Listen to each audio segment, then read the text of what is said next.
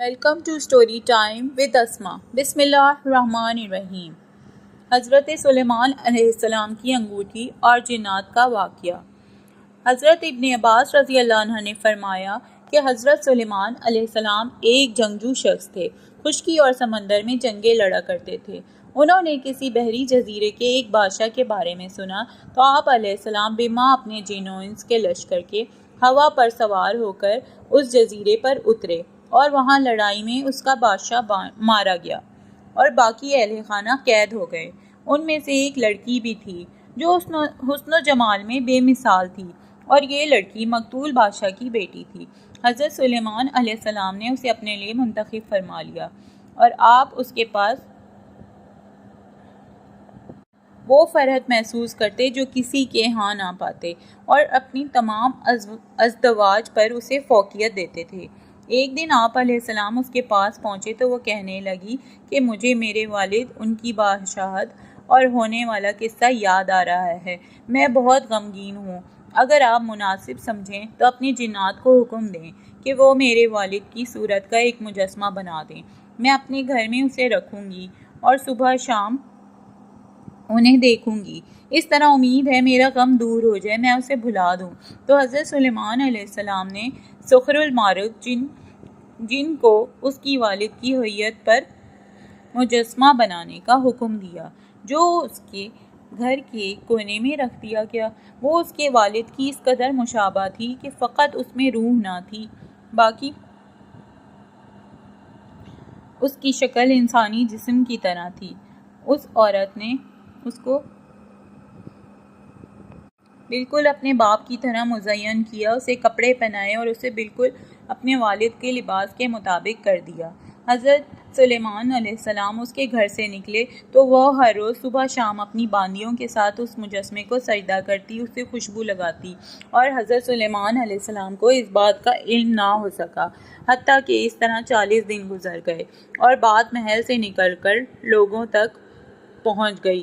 آصف سلیمان علیہ السلام کے دوست تھے۔ یہ فوراً حضرت سلیمان علیہ السلام کے پاس آئے اور کہا کہ اے نبی اللہ کے، میں چاہتا ہوں آج آپ کی اجازت سے لوگوں کو گزشتہ انبیاء علیہ السلام کے حالات سناؤں اور اپنے علم کے مطابق ان کی مدح و ثنا کروں۔ حضرت سلیمان علیہ السلام نے لوگوں کو جمع ہونے کا حکم دیا۔ آصف نے ان کے سامنے تمام انبیاء کا ذکر کیا اور ان کی مدح و ثنا کی، ان پر اللہ تعالیٰ کے انعامات کا ذکر کیا۔ جب حضرت سلیمان علیہ السلام کا ذکر آیا تو بیان ان کی نوجوانی سے آگے کے ذکر تک نہیں گیا۔ جب سلیمان علیہ السلام ناراض ہو گئے اور بعد میں انہیں بلوایا اور پوچھا کہ اے آصف، تم نے گزشتہ انبیاء کے حالات و واقعات کا ذکر کیا ہے اور ان کی مدح و ثنا اور ان کا ہر زمانہ بیان کیا، پر میری بارے پر تم نے محض میری کم عمری کے واقعات اور ان کی فضیلت بیان کی، اور بقیہ احوال پر تو چپ رہے، یعنی میری جوانی کے واقعات اور نبوت کے احوال۔ ایسی کیا بات ہے جو میری عمر کے حصے میں مجھ سے سرزد ہوئی ہے؟ اس نے کہا کہ وہ یہ ہے کہ تمہارے گھر میں 40 دن سے غیر اللہ کی عبادت ہو رہی ہے، اور محض تمہاری بیوی کی خواہش پر۔ تو حضرت سلیمان علیہ السلام نے حیرت سے پوچھا کہ میرے گھر میں؟ اور فرمایا انا للہ و انا الیہ راجعون۔ اب میں سمجھا کہ تم نے میری نبوت کے احوال اس خبر کی وجہ سے بیان نہیں کیے۔ پھر آپ علیہ السلام اپنے گھر واپس آئے اور اس بت کو توڑ دیا۔ عورت اور اس کے ساتھ شریک لوگوں کی خوب خبر لی۔ پھر آپ علیہ السلام نے صاف کپڑے منگوا کر زیب تن فرمائے اور پھر بیابان میں نکل گئے اور راکھ مٹی وغیرہ پر بیٹھ کر توبہ کے لیے متوجہ ہوئے اور اس مٹی پر لوٹنے لگے، تذلیل اور تفرح کے ساتھ روتے اور استغفار کرتے رہے اور کہتے جاتے، اے میرے رب، یہ تیرا کیسا امتحان ہے کہ آل اولاد کے گھر میں غیر اللہ کی عبادت ہوتی رہے اور تیرے غیر کی عبادت ان کے گھر اور اہل خانہ میں گھس آئے۔ اب برابر اسی طرح کہتے رہے حتیٰ کہ شام ہو گئی۔ آپ گھر لوٹ آئے۔ آپ علیہ السلام کی ایک باندی تھی جس کا نام امینہ تھا۔ آپ علیہ السلام کا معمول تھا کہ آپ جب بیت الخلا جاتے یا آپ اپنی ازدواج کے ہاں مصروف ہوتے تو آپ علیہ السلام اپنی انگوٹھی اس کے پاس رکھوا دیتے اور آپ علیہ السلام اپنی انگوٹھی کو سوائے پاک حالت نہیں چھوتے تھے، اور اللہ تعالیٰ نے بادشاہت کا راز اس انگوٹھی میں ہی پوشیدہ کر رکھا تھا۔ وہب کہتے ہیں کہ ایک دن آپ علیہ السلام وضو کے ارادے سے تشریف لائے تو اپنی انگوٹھی اس کے پاس رکھوا دی، اور صخر المارج جن آیا اور آپ علیہ السلام سے پہلے وضو خانے میں داخل ہو گیا، اور آپ قضائے حاجت کے لیے تشریف لے گئے، اور یہ شیطان کی شکل صورت بنا کر اپنی داڑھی جھاڑتا ہوا باہر نکل آیا۔ اس میں اور سلیمان علیہ السلام میں شکلاً کوئی فرق محسوس نہ ہوتا تھا۔ اس نے کہا، امینہ میری انگوٹھی لاؤ۔ اس نے حضرت سلیمان سمجھ کر ان کی انگوٹھی اسے دے دی۔ وہ انگوٹھی لے کر آپ کے تخت پر جا بیٹھا اور جن و انس اس کے تابع ہو گئے۔ پھر حضرت سلیمان علیہ السلام اپنی حاجت سے فارغ ہو کر باہر نکلے اور آپ علیہ السلام نے کہا، امینہ میری انگوٹھی لاؤ۔ اس نے کہا، آپ کون؟ آپ علیہ السلام نے فرمایا، میں سلیمان بن داؤد ہوں۔ اس وقت آپ کی حالت بدلی ہوئی اور رونق غائب تھی۔ امینہ بولی، تم جھوٹ بولتے ہو، سلیمان اپنی انگوٹھی لے جا چکے اور اپنے تخت پر بیٹھے ہوئے ہیں۔ سلیمان علیہ السلام کو پتہ لگ گیا کہ وہ اللہ تعالیٰ کی پکڑ میں آ گئے ہیں۔ حضرت سلیمان علیہ السلام اپنی جان کے خوف سے وہاں سے نکل پڑے، بغیر جوتی اور ٹوپی کے، صرف کرتا اور تہبند پہنا ہوا تھا۔ آپ راستے پر بنے ایک گھر کے پاس سے گزرے۔ اس وقت بھوک، پیاس اور گرمی نے آپ کا برا حال کر رکھا تھا۔ آپ نے اس گھر کا دروازہ کھٹکھٹایا۔ ایک عورت نکلی۔ اس نے پوچھا، کیا ضرورت ہے؟ آپ علیہ السلام نے فرمایا، ایک گھڑی کی مہمانی۔ آپ دیکھ رہی ہیں کہ گرمی کی شدت سے میرا کیا حال ہے، میرے پاؤں جل رہے ہیں، بھوک اور پیاس انتہا سے زیادہ ہے۔ اس عورت نے کہا، اس وقت میرا شوہر گھر میں نہیں ہے اور میں کسی غیر محرم شخص کو اپنے گھر میں نہیں بٹھا سکتی۔ باغ میں بیٹھ جائیں تو میں آپ کو پھل اور پانی کا انتظام کر دیتی ہوں۔ پھل کھاؤ اور ٹھنڈک حاصل کرو۔ جب میرا شوہر آئے گا تو میں آپ کی مہمانی کی اجازت لے لوں گی۔ اگر اجازت دی تو ٹھیک، نہیں دی تو تم اللہ کا دیا رزق تو کھا چکے ہوگے۔